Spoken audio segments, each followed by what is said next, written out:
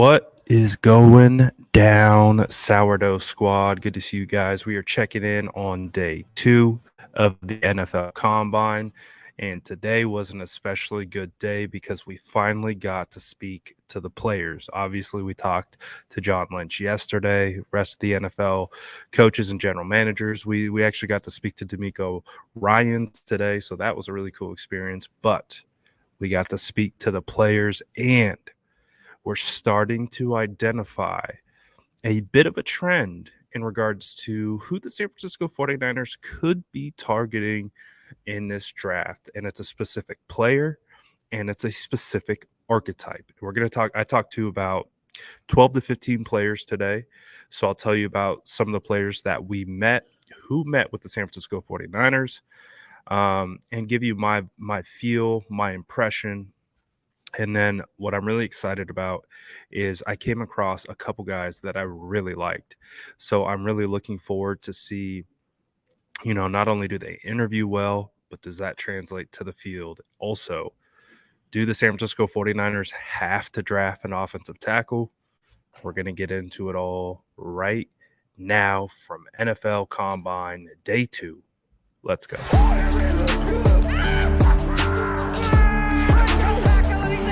Smash that like button if you haven't already. Love to see it.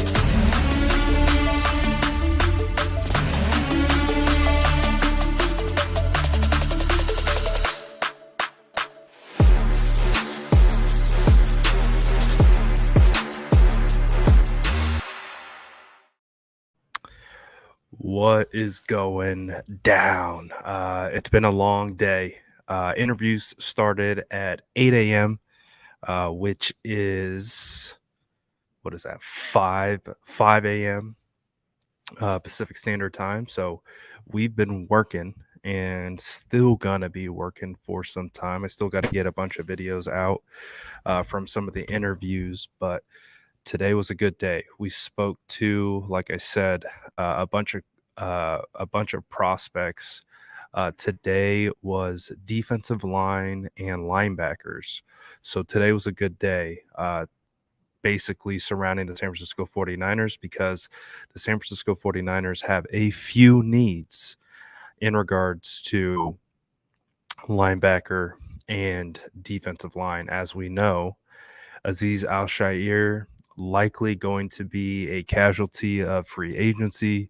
So we are not anticipating Azeez Al-Shaair return. So there is a bit of a hole left at the linebacker 3 spot. So, and I had someone ask me on Instagram earlier, basically saying, is linebacker really a position of need? Well, when you think about the San Francisco 49ers, their defense, and the way that they use their personnel, typically on game day, the 49ers will have 5 linebackers dressing. So in season, the 49ers had Fred Warner, Dre Greenlaw, Azeez Al-Shaair, Oren Burks, and DFF, Demetrius Flannigan-Fowles, all dressed on game days. And the reason that is one, they need the 3 linebackers for being able to play base downs. But on top of that, you also need backups to those linebackers, and those backup linebackers are key special teamers. As we know, Demetrius Flannigan-Fowles was one of the leading tacklers in the NFL in regards to special teamers. So the 49ers do need, and we know that they brought back Marcelino McCrary-Ball, which was a good get. They signed him to a 1-year deal, but again, it's another opportunity to get cost-controlled rookies and be able to get them in here. So I spoke to a good amount of linebackers today. I probably spoke to 4 or 5 linebackers, and one of the traits that we continue, and one of the key factors that we continue to see with some of these linebackers that the San Francisco 49ers have met with, is the fact that a good portion of them have been converted over from safety. So as we know, we know the 49ers have done this before. When you look at all their linebackers,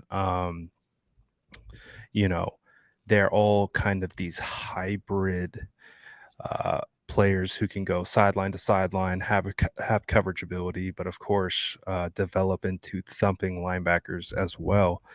So it does appear that the San Francisco 49ers are going to continue the trend of getting athletic linebackers that have safety backgrounds that can cover, can move in space, because as we know, it's a passing league. So it makes a whole lot of sense.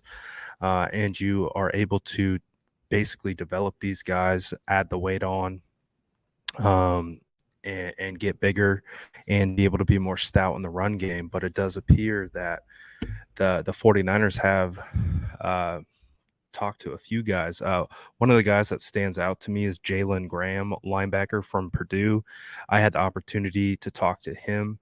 Um, he was really cool. Definitely laid back, chill vibes. I posted our interaction on YouTube a little while ago. But Jalen Graham is an interesting prospect because he's a 4-star high school recruit, and he not only was a 4-star recruit, but he was an athlete.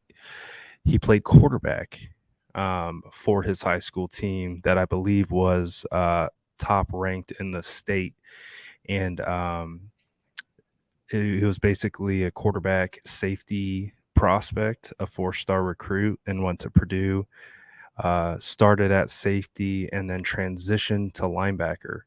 So still, I would say probably a raw prospect. He's definitely a guy that I have to do a little bit more tape study on. But just first impression, he's probably raw.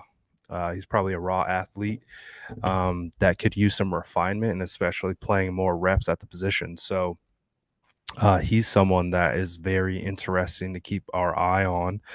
And a cool story about talking with him was he's been watching the San Francisco 49ers since about 2019, since about 2000, when the 49ers went to the Super Bowl against the Chiefs. He said that the 49ers linebackers really stood out to him in that game, and he's been paying attention and watching to Fred Warner and all those guys since then. So he says he watches a lot of the 49ers defense. So that was, and I didn't even ask him that question. So it wasn't even a 49ers related question. He said that unsolicited. And of course, I followed up on that, and the 49ers have indeed met with him. So that is pretty cool. 49ers throwback. Appreciate the super chat. Says, hey, Brad, what do you think of the Richard Sherman podcast? I like it. And Nick Bosa said, E-Man will be back. His favorite teammate, Trent Williams. I'll be perfectly honest. I have not listened to the Richard Sherman podcast, but that's definitely something on my to-do list. I'm not even sure when that dropped. But yeah, I definitely want to check that out and see what Nick Bosa's got to say. Nick Bosa doesn't go on too many podcasts, and if he can go on Richard Sherman's podcast and he talks about E-Man being back, that's good to hear. And his favorite teammate is Trent Williams. Love to hear that as well. So I'll definitely have to check it out. Sounds like there's some good nuggets in there. But also, again, kind of just back to some of the guys that they've talked about. This is another kind of hybrid linebacker.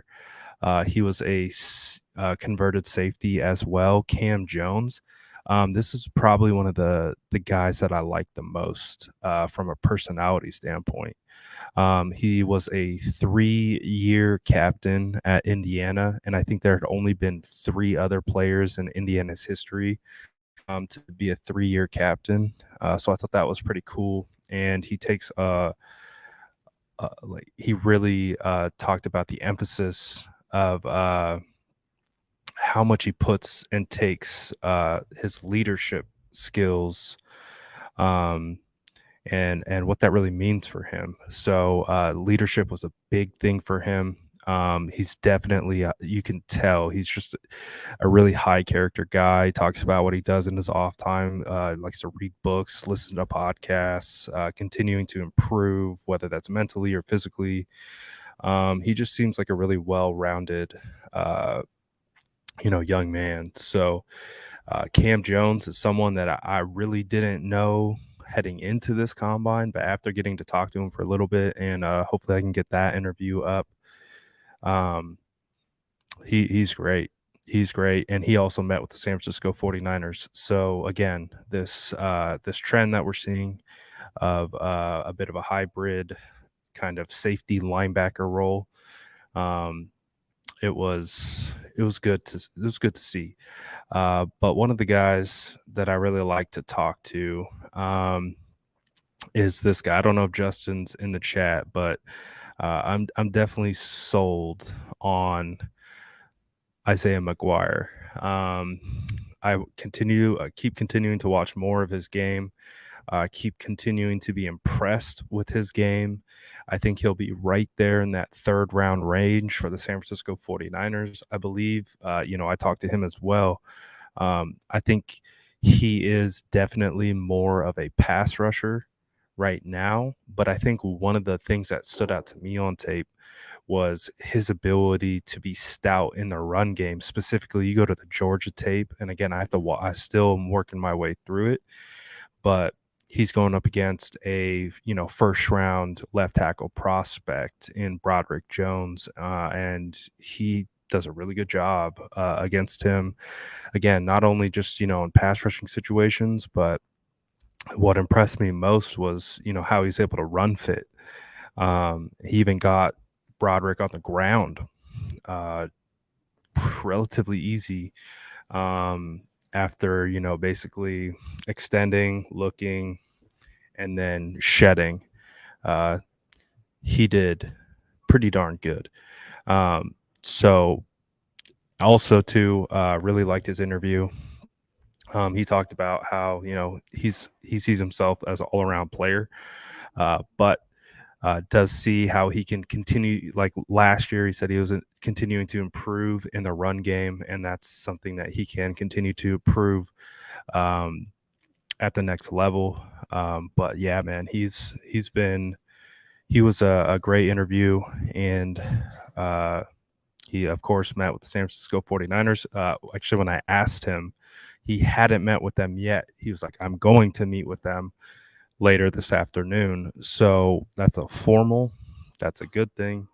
And so the San Francisco 49ers are clearly looking into Isaiah McGuire. So I know Justin's happy.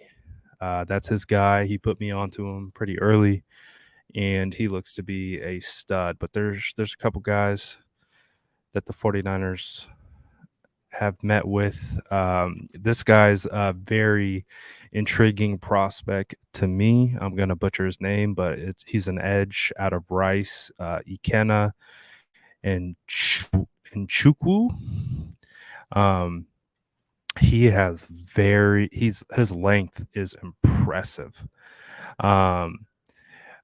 His length definitely looks like a guy that would fit in a Chris Kosarek wide nine scheme. I think one of the favorite things when I asked him, I was like, you obviously have immense length that suits you as a pass rusher, but do you see that as something that can be a benefit to you if you kick inside over the 3 tech? And he's like, yeah, I've played everywhere from 0 tech to 9 tech. So that means he's played on basically in every gap and every technique across the defensive line. So that's a good thing. That's a phenomenal thing. That means he's versatility.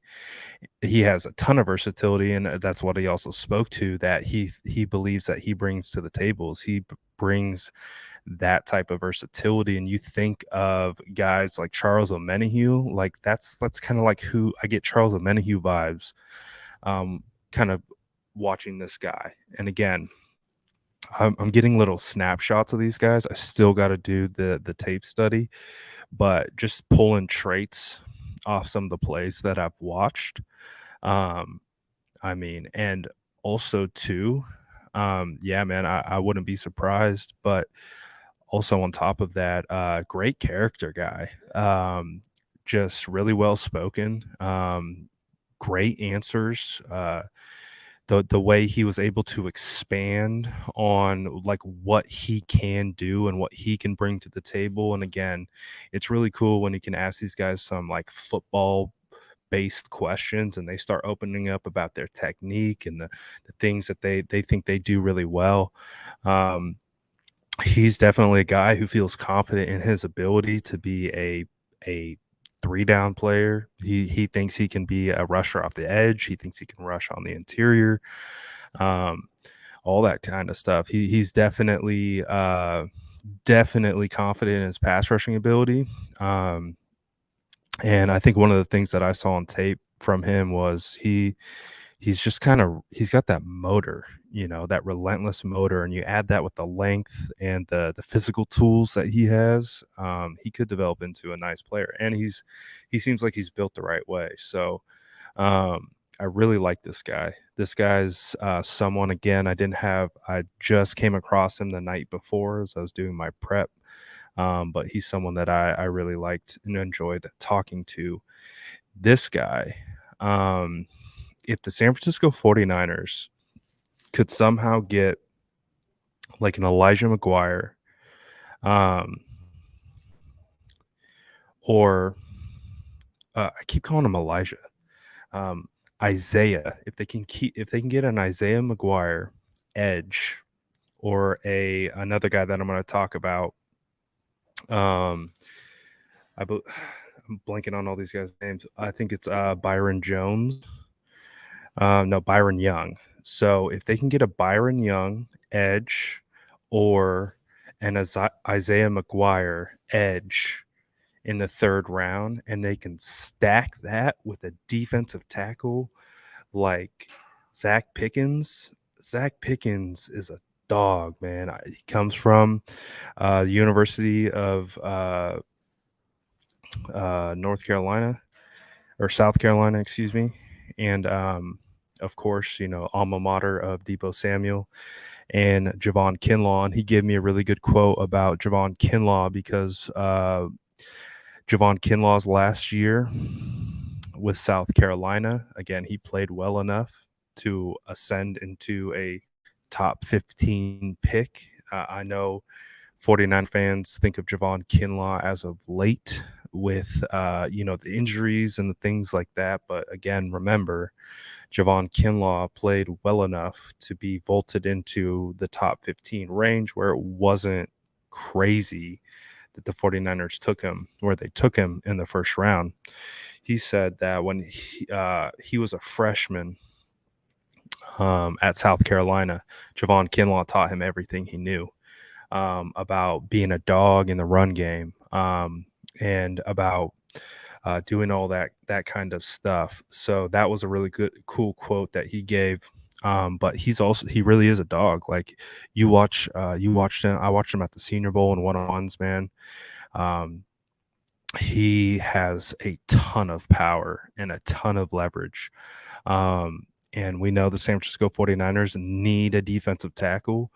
And they need a defensive tackle that can command double teams, that can be a guy in the run game. Like that's I think where we need the impact the most is of course we need edge help to supplement on the other side of Bosa. And I think you can find pretty quality talent in the third round where the San Francisco 49ers are picking. But if you can get a guy like this and an edge in this draft, in that we got 3 picks within like 4 slots of each other, you get me Byron Young out of Tennessee, you get me a Zach Pickens out of South Carolina, you get me an Isaiah McGuire out of Missouri. I think the 49ers are absolutely cooking there. So that would be huge. Andra says Cam Jones, Byron Young, Zach Pickens, and Dante Stills are players I'm very much into. And again, all these players they're not pigeonholed into like a stereotypical, like Pickens doesn't look like a stereotypical nose tackle. Like he looks fit.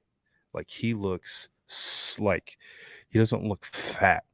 You know what I mean? When you think of D tackle sometimes, like you think of the big boys clogging up the hole on the zero tech.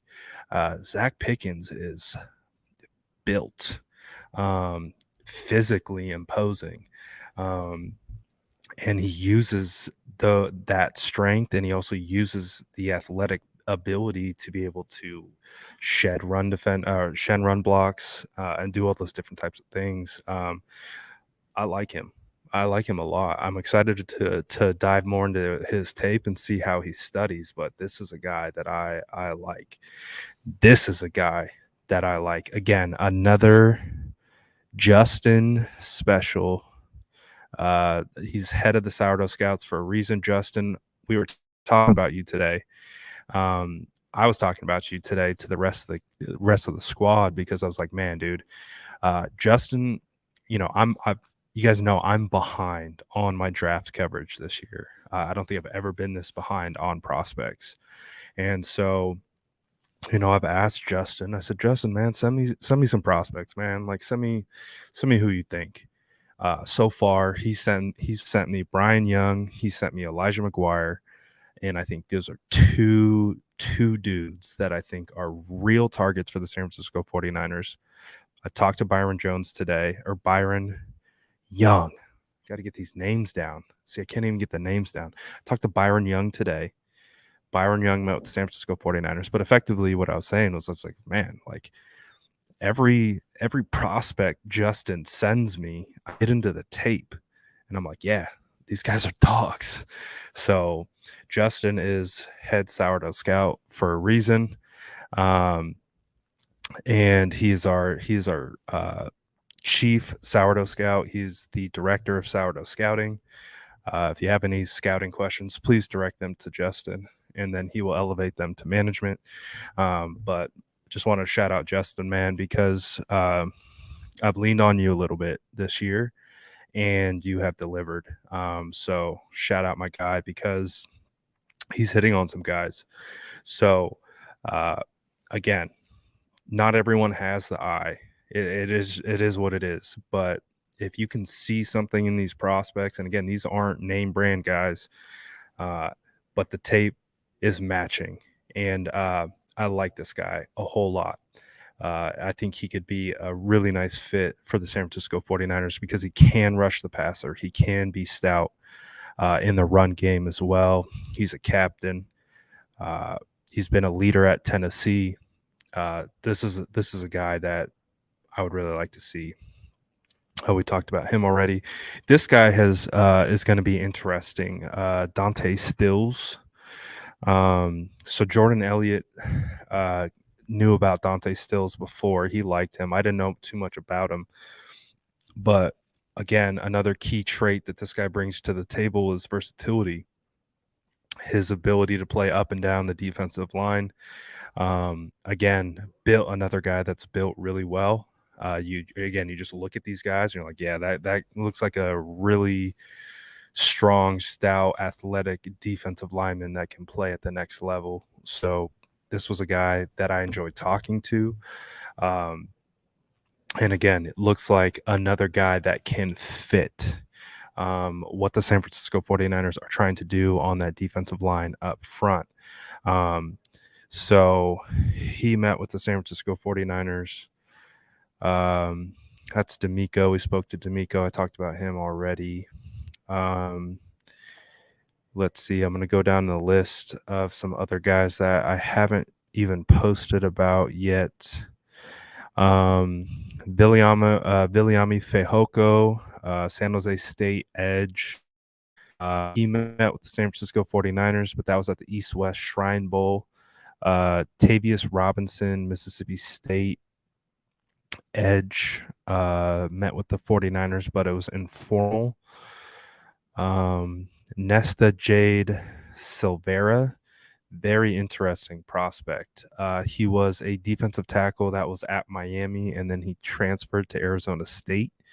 When I plugged in the tape, it's funny how we looked at Kalia Davis last year and we're like, oh, DJ Jones clone. Well, I plugged this guy's tape on. I'm like, DJ Jones clone. And I even asked him about DJ Jones. He's like, yeah, but I'm DJ Jones. I would say our game is very similar. First step quickness, strength, read and react, all the things that makes DJ Jones special. He had that as well. So he told me a very interesting stat about himself that I did not know. Nesta, who is, I would consider a 0 to 3 tech. I don't think you want him rushing on the edge. Could he potentially? But when I'm looking at him, I see him more as kind of a true kind of DJ Jones interior defensive lineman. And he said, I forget which year it was. I think it might have been 2001 or not 2001, 2021, the 2021 season when he was at Miami. He said that he led the nation in quarterback hits from the interior. So it's something that I got to fact check, but I took him for his word because I saw some of his tape and he is twitchy on the interior. And those are the kinds of guys that would fit phenomenally well into this scheme. So that's a guy that he had a nice big chain too. So that was Nesta Jade Silvera, Arizona State defensive tackle. But again, he was a transfer from Miami to Arizona State. He's a guy I'm going to be watching big time in these combine drills. I think he's going to be a guy that we could be talking about in a couple days. It's like, yeah, he's got that DJ Jones athletic profile.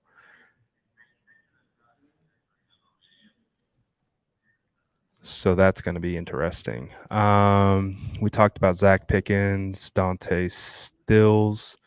I talked to DJ Dale, Alabama defensive tackle.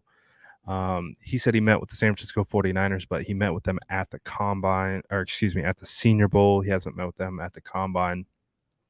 DJ Dale is kind of in that undersized interior defensive tackle mold as well. So that one's interesting.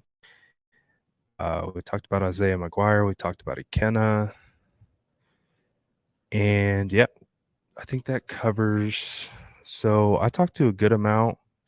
So that's 1, 2, 3, 4, 5, 6, 7, 8, 9, 10, 11. So I was able to confirm with 11 players today that they met with the San Francisco 49ers. And again, not all players that I talked to today met with the San Francisco 49ers. So I probably got anywhere from 15 to 16 conversations with players today.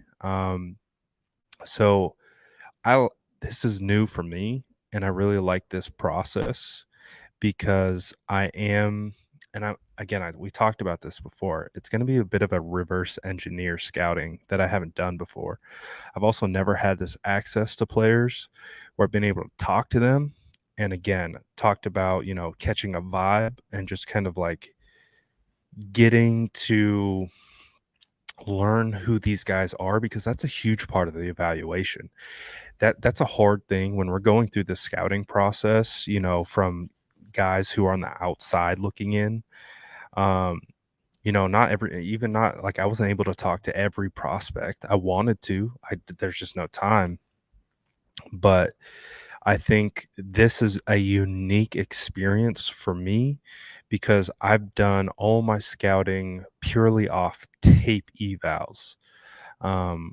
So what this combine experience gives me an opportunity to do is add another layer to the eval, which is a huge piece. The personality, the vibe, the fit in the locker room. That is a huge part of it. The 49ers talk about it all the time, man. They don't want knuckleheads. They don't want guys that are going to be disruptive. They might be talented, but they don't want disruptive players. That doesn't fit what they do. George Kittle talked about it. He said, hey, the 49ers do a phenomenal job of getting guys who fit the culture here. And if they don't fit, they get them out just as quickly as they get them in. So that's that's where this part of the evaluation is extremely helpful because like Cam, a perfect example with Cam Jones, Indiana linebacker, a little bit undersized, a converted safety, probably a guy that, like again, I still got to do the tape study, but, maybe there would be some concerns with him being a little bit undersized. But when you start talking to him, you're like, "Oh, you definitely play bigger than you are." Again, we see it all the time, man. Like, again, DJ Jones, you think of undersized players who play bigger than they are. It's about the heart. It's about the will to be great. And from listening to Cam Jones, man, I'm like, "Oh, you got that, like, you got that." You know what I'm saying? Like, what is it? I don't know.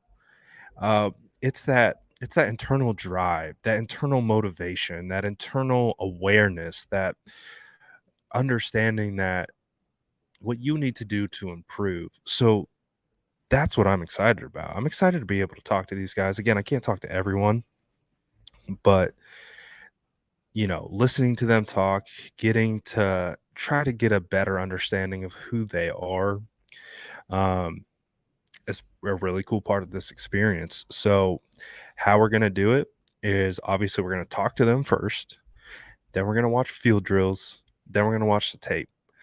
So, it's a bit reverse engineered because typically I watch the tape and then we watch drills and then we go, or someone stands out and we go back and watch the tape. This time we get to talk to these guys. So, and I'm big on that part of the evaluation. I know it's a huge part. It's just something I've never had access to. So I'm treating this, yeah, we're doing 49ers content. We're out here, trying to provide all the content we can. But I am personally treating this like this is my first opportunity to really scout because you guys know I love the scouting process. I love evaluating talent. I think I have a real eye for it. Um, and so, again, last year, Abe Lucas, watching him in warmups, knew he was a dog. Warmups, walking around, not doing a single thing. Looked at him, dog. Watched him work out, dog. Watched the tape, dog. Abe Lucas was probably, you could make the argument, was the best rookie offensive tackle in the draft. So these experiences provide an opportunity for me to go out here and evaluate. Like, yeah, we're getting sound bites, we're getting quotes, but I'm also, and I'm trying to get video content, I'm trying to do all that stuff, but I'm trying to evaluate here. I'm trying to scout. I'm trying to put my scouting cap on and be like, all right, personality, traits, tape. Put it all together. Do we got a guy? Do we not got a guy? So that's what I'm looking forward to the rest of this week. Shout out to Dano Lash. We got a new member to the SDS. Appreciate you, man. Thank you for joining the SDS gang. Let's go. So let's do a quick look at what we got in store for tomorrow. So again, like this has also been just being transparent, just letting you guys know. Like you guys know I'm an introvert at heart. Me walking up to someone and talking to them and introducing myself, it's something that I've kind of got to, like force myself to do. It doesn't come natural. Definitely introvert. But, I don't have an opportunity like this very often. I've got all these players in front of me, and I'm going to take the opportunity to talk to them. So Uh, Definitely looking forward to what we're about to try to cook up tomorrow. So I want to show you guys what is on the schedule for tomorrow so we can have an idea of who we're talking to and what we're going to be looking for. So tomorrow is Thursday. Let's go to oh, it's not gonna let me. Are you not gonna let me? How dare you? I don't think it's gonna let me. Anyways, tomorrow is defensive backs. So we got DBs starting at 9:30 in the morning. So I believe the San Francisco 49ers are also going to be looking at DBs. So I'm excited to talk to them. We got a lot of DBs tomorrow. We got kickers. Actually, might have to talk to some kickers because some of the rumors out here are that we don't know if Robbie Gould is going to be back. Don't know if they're going to franchise tag him. Don't know if they're going to extend him. Again, we had a conversation about this when we did our, I think it was like our first initial predictions for like what biggest needs and things like that. And you guys remember what I said, right? I was like, I love what Robbie brought to the table. He was a great locker room guy, well respected in this organization, clutch in the playoffs, but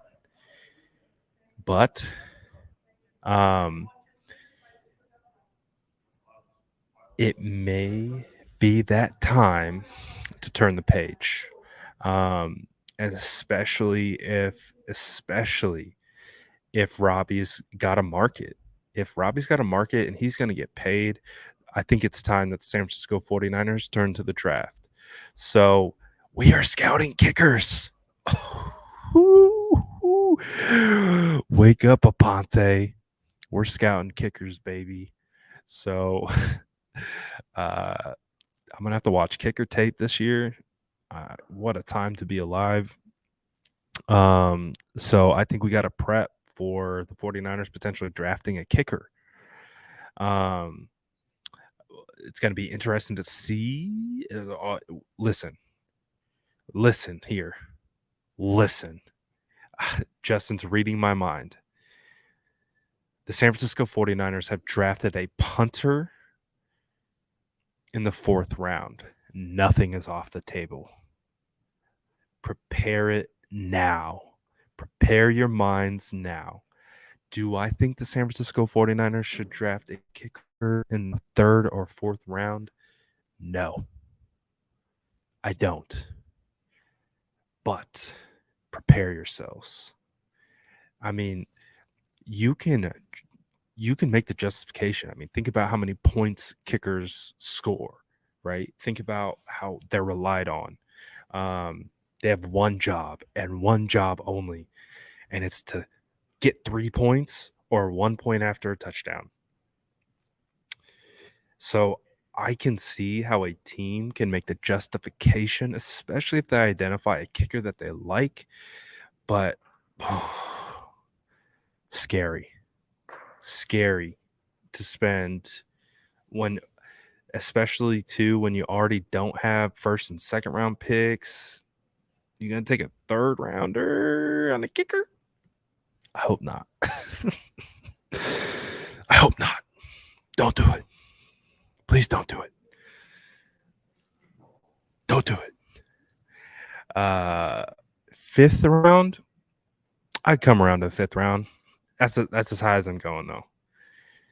It's as high as I'm going. You get me a 6th round kicker. You get me a 7th round kicker. You get me an undrafted free agent kicker. Let's go, dog. You give me a nice undrafted free agent kicker that can come in and be a mainstay for what? 15 years? That would be fantastic. An 8th round kicker? Now we're talking. Let's go. But hey, we got to be prepared for the San Francisco 49ers to get in the mix for kicker. So that's going to be interesting. All right. Let's talk about this though. I know guys like Lombardi, I think Barrows, Jennifer Lee Chan, Mayoko. I think we've sensed this. I felt it in my bones before the season was over. The season didn't have to be over, and I knew, like in my gut, my big old gut, that the 49ers were probably not going to pay Mike McGlinchey. Because as you guys know, I watch Mike McGlinchey's every rep throughout the entire season. So I've watched every rep from Mike McGlinchey this year. Now, we understand a lot of people that don't like Mike McGlinchey, let's be honest, they don't watch all of Mike McGlinchey's. And again, even if you did, you still don't have to like Mike McGlinchey. All right, like I get it. You're just ready for a fresh start. Nothing wrong with that. But I knew, like, even though he's not a popular 49er, I know how well he played this year. And I know how well he played under the circumstances of returning from and no one talks about how insane of an injury that happened week 6 against Arizona in 2021. No one talks about how that dude was about. When I was talking to him, he's like, yeah, dude, if he said it was a 95% tendon tear, quad tendon tear. And if that thing snapped 100%, that might have ended his career. So he was this close from being done. And for him to be able to come back, deal with some injuries in season, and then come back and play the way he did, respect. But I also knew that he was playing himself out of the 49ers kind of budget range. And there is going to be a team like the Bears who have a ton of cap space and they're going to pay him, because guess what? Offensive tackles are rare. They're so rare. Good offensive linemen are so rare. We've been spoiled with like the fact that Aaron Banks played as serviceably as he did in his first year starting. We're spoiled by that. The fact that Jake Brendel only having 3 starts by the age of 30, coming in and being a Pro Bowl alternate, we're spoiled by that. Having the rotation of Burford and Brunskill come in and be serviceable at right guard, you're spoiled by that. Mike McGlinchey getting, flat back every, 2 or 3 games, a lot of people don't like it, but we're spoiled by how well he actually played and not taking it for what the full body of work. So it's harder to replace these guys. So the 49ers aren't going to have any other choice. Again, I talked about it before. I thought Jake Brendel was probably going to return to the 49ers. It was my conversation with Jason Aponte that made me rethink that, because I wasn't thinking about the external market. I was just like, Jake Brendel's going to resign. Why wouldn't he? We gave him his shot. I didn't even think about any other teams, but Aponte was like, what about other teams? What if they come calling for Jake Brendel? I mean, he's a Pro Bowl alternate. He wasn't a Pro Bowl alternate because of the fan vote. He was a Pro Bowl alternate because of the coaches and player vote. That is an important distinction for, we say whatever about the Pro Bowl, right? Like Pro Bowl's a joke, it's whatever, but it's still meaningful in a sense. And again, the player vote and the coaching vote outweighs the fan vote. So it's still a form of recognition. So that is something that I didn't think about. I'm like, Brendel's coming back. We're going to get him back on a good team friendly deal, no big deal. Brendel's coming back. He'll be our center for the next 2 years. And then we'll draft it. We'll draft his we'll keep developing Zakel, Poe, keep drafting some guys, see who fits ultimately in the end. That may be coming sooner rather than later. So the 49ers, I think 100% have to draft an offensive tackle. You can convince me that they're going to draft two. But the 49ers absolutely have to be going and identifying not only offensive tackle talent, but interior talent as well. We have to identify centers of the future. We have to identify tackles of the future because it's not just I know no one wants to talk about this, but it's not just right tackle. It's left tackle too. Trent, cross our fingers. We get 2 to 4 years out of Trent Williams. Cross our fingers. But I think you have to start trying to identify who that next guy could be. And there are some guys in this draft that I do like. And I'm starting to kind of get back into the process. You got the tackle out of Tennessee. You also have the tackle out of Maryland. I don't know if anyone's talking about this guy. Again, I was doing some prep yesterday for D-line before today to kind of just I don't like talking to these guys without having like at least a profile. Like I talk about this all the time. I can watch 3 to 5 plays and I can pull a snap profile, like a traits profile off what they okay, do they like it? I can pull a physical traits profile. I can pull an athletic traits profile. Are they fast? Are they strong? Are they stout? Are they, what do they have length? So I watch 3-4 plays. I can pull something. I can pull, are these guys, do they got moves? Do they got no moves? Are they rigid? So that's what was able to help me kind of craft my questions today. But I think this is him. I think Duncan is his name. I don't even know his name. But his athletic, like his build, his body for a tackle, the bend in his hips. He looks like a power forward. Like he looks like a guy who can move. And obviously, being a tackle in the NFL, you got to be able to move. So I think it's Duncan. I'm not really sure. I don't even know his name. I just know that what helmet he was wearing, and I was like, he looks like a dog. So there are some guys, and we're going to continue to see. I'm on the hunt for the next Abe Lucas. I need to find that guy. Abe Lucas was a 3rd-round draft pick. I need to find that diamond at the offensive tackle position, and you can do it. I promise you.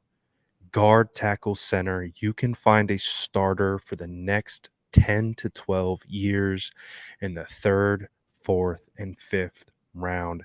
It happens every year like clockwork because offensive line is it's a prioritized position, but it's undervalued, if that makes sense. It's a weird position to be. And it's probably why all the big-bodied guys go play defensive tackle. But you can find starters in the mid rounds every year. And there's going to be one this year. We just got to find who that guy is going to be. And we got to see if the 49ers are interested. So that's the big goal.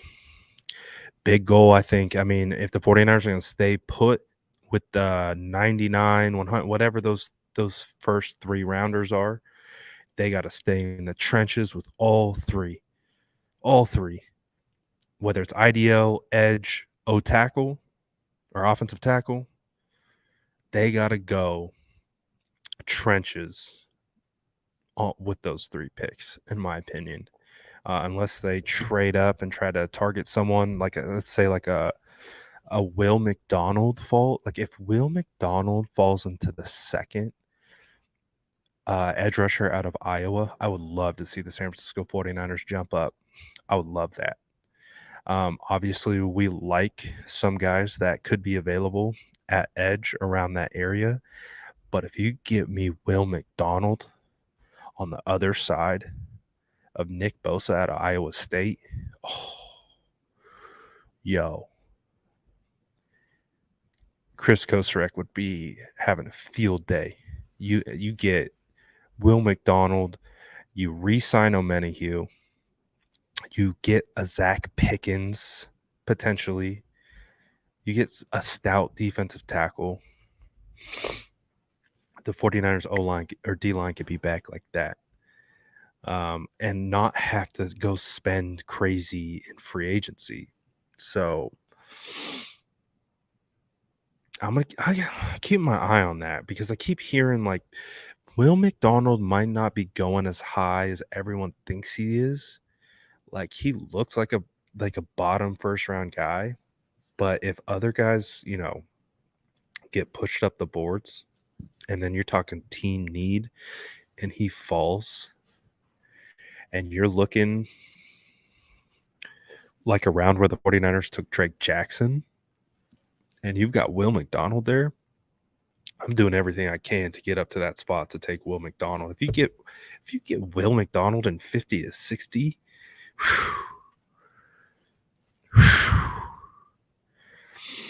I have dreams about putting someone with just plus traits on the opposite side of Bosa. We need someone else.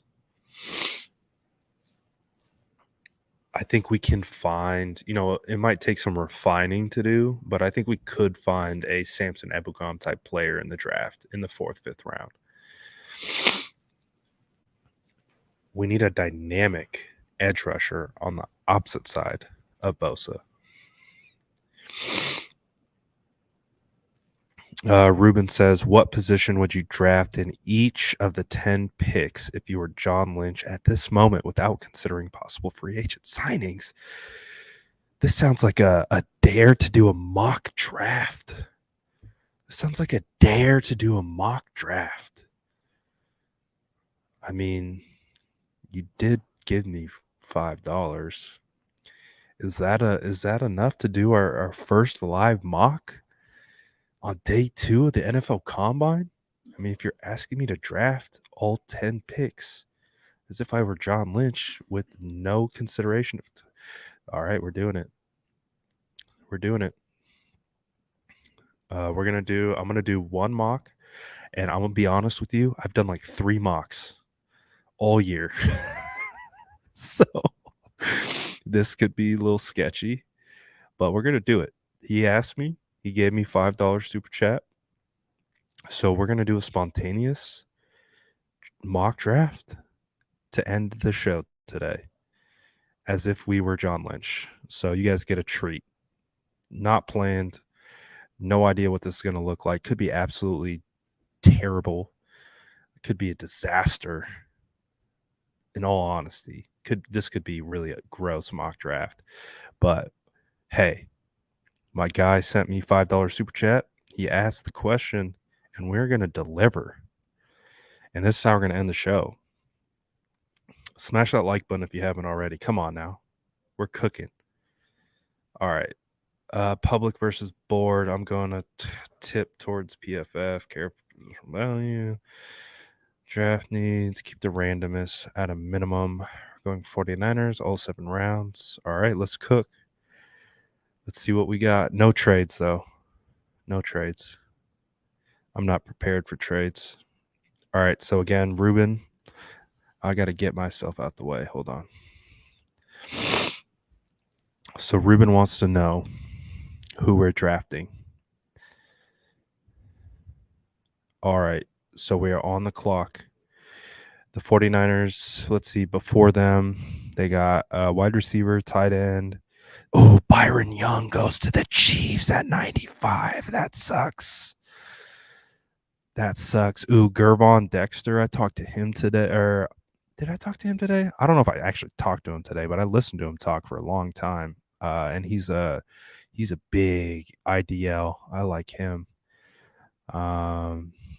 Taking a look at some of the guys that went. Man, I really liked JL Skinner, but he tore his pec getting ready for the combine. All right, that's who went. We've got 3 picks out of the next 4. Oh boy, we're getting the spontaneous mock draft, baby.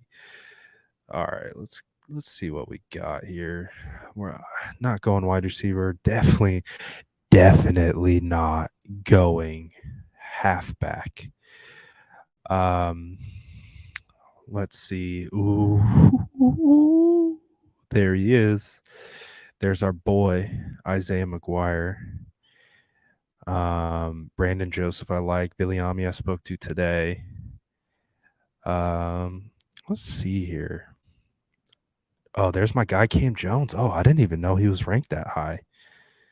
Look at Cam Jones again. If you can get this guy, I like that guy. KJ Henry. I don't mind KJ Henry. He's more of a big end. I like him. Oh, Zach Pickens.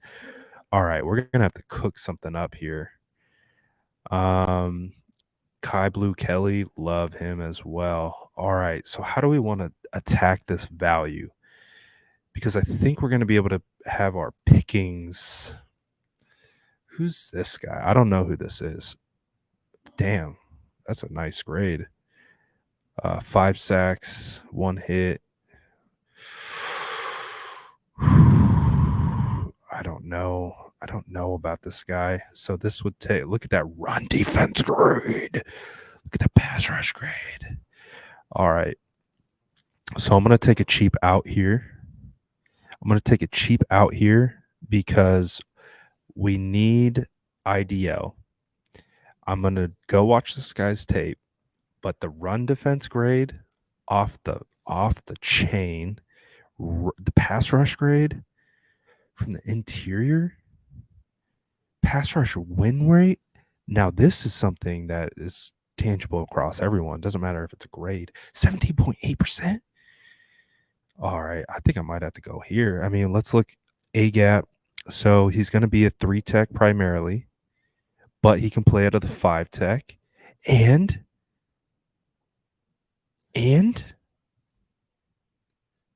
7 to 9.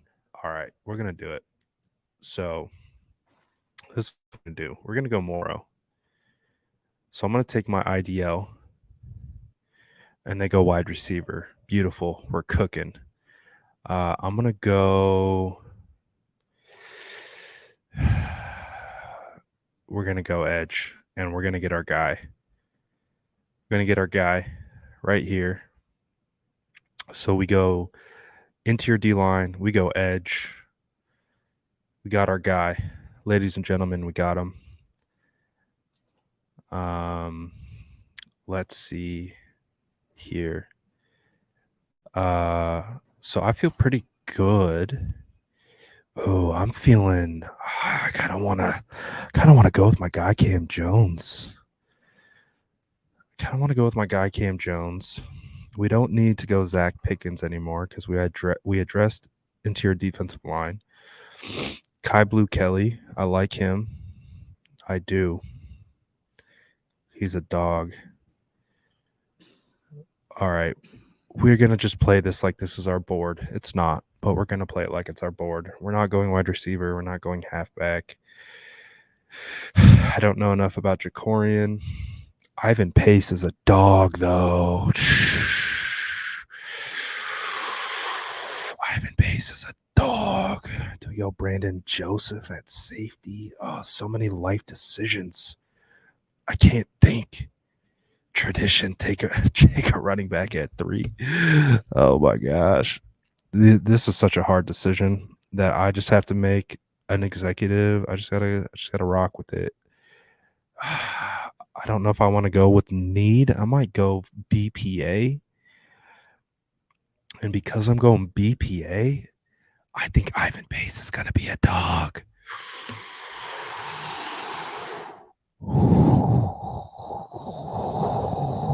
I like Ivan Pace, man. I like Ivan Pace a lot. I did it.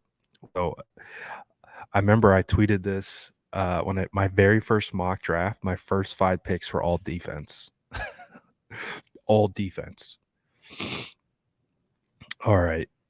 Does that mean ooh. Okay. Okay. I think we need to switch to the O-line. I think it's time. Juice Scruggs. Not bad. But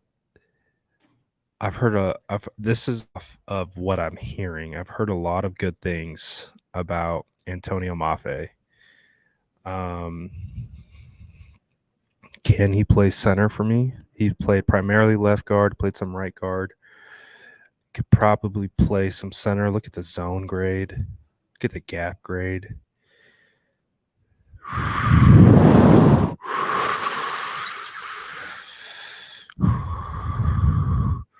See, I like Brandon Joseph. Are you talking about? I think of the Brandon Joseph when he was at Northwestern. I definitely would kick the tires on him, and he was in my first mock draft. I took Brandon Joseph in my first, but we're switching it up. We're switching it up here. I'm gonna go Mafe. Let's do it. Screw it. YOLO. And we're back on the clock. I'm gonna go Mafe. Then I'm gonna go. Is it time? It's not great. I gotta scout tight ends. Haven't gotten there yet, so I'm not gonna go out of my way yet. I'm gonna take Trey Dean. Oh, we're on the clock. Oh, this might be a quarterback pick. For the culture. Ooh, there are some other good guys here, though. Diabate. All right, I gotta hurry this up. They're gonna kick me out of here. All right, this is a tough decision, man. You sent me a $5 super chat. That's what you get. You get chaos. You get absolute chaos. All right, what are we in? We're 5th round. I don't want to go quarterback yet. Too soon for me. Chaos is what we get. We went safety.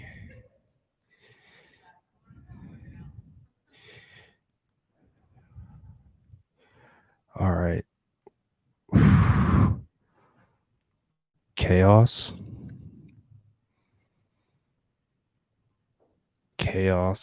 Screw it.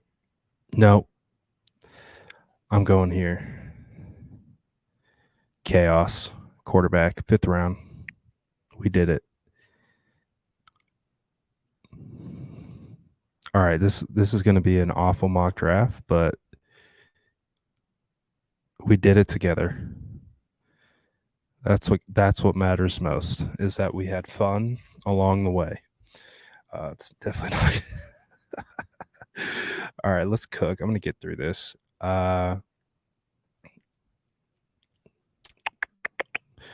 Elijah Higgins. I like Higgins. We're going Higgins.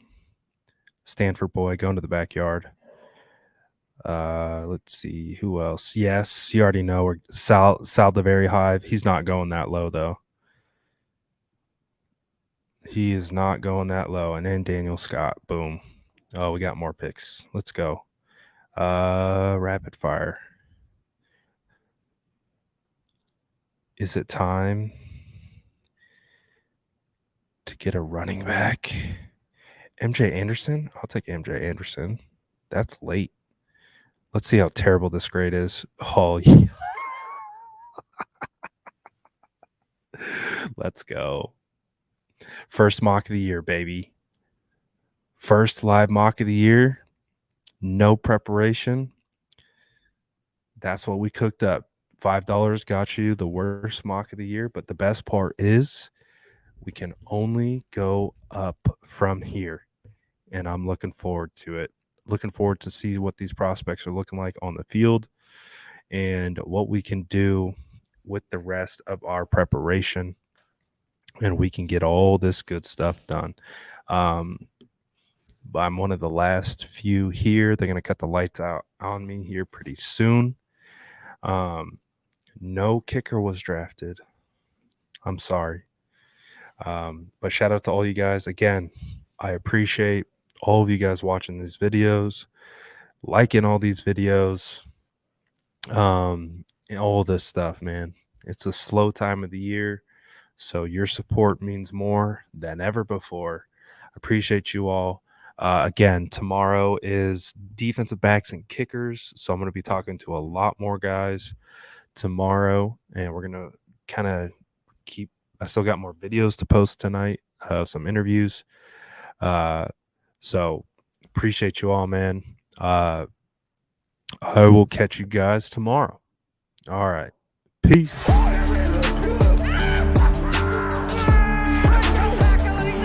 Smash that like button if you haven't already. Love to see it.